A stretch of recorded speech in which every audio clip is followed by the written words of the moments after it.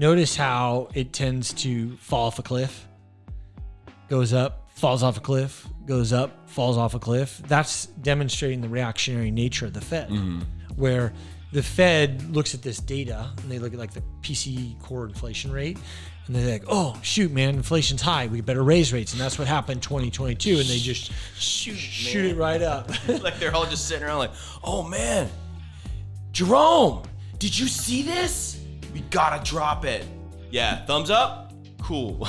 Is that how it's happening? I don't think it's probably more sophisticated than that, but it's not much different. I don't know. They use fancier words, but that's pretty much how it goes. And the Fed tries to create all this research and do all this stuff, but like one of the pushbacks against the Fed right now is that the Fed has two primary mandates, right? And that's price stability, right? And full employment. Those are the two missions of the Fed.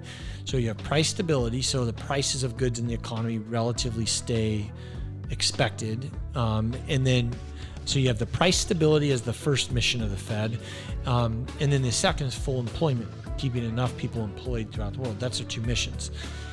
In recent years, the Fed has implemented other policies in where they have a dual mandate, those two things, but they've had other things like the more controversial sociological topics. One lens, when you look at what happened during COVID, where we had a lot of protests, you have the protests that were just started over the ICE raids.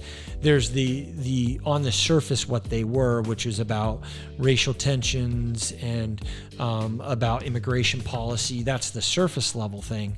But from an economist standpoint, we look at it from a socioeconomic status point, and we'll show in a few slides like credit card debt going through the roof in recent. So when you see these parts of the population who are under pressure financially, you tend to see those protests start for whatever sociological reason. One thought of that is that the protests are really about fairness in economics. And then the sociological concept is just the stated reason, but it's not necessarily the reason.